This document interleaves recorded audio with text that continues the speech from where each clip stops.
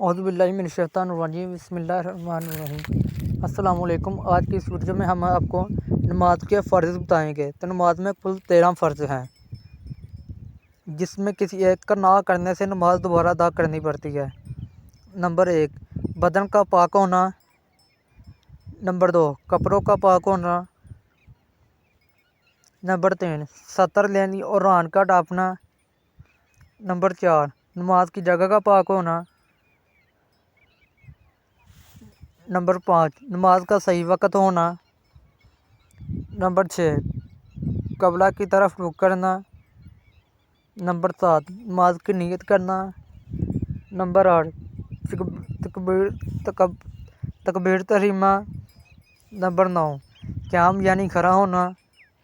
Number 10, क़िराअत। Number 11, रुकू। Number 12, सजदा करना।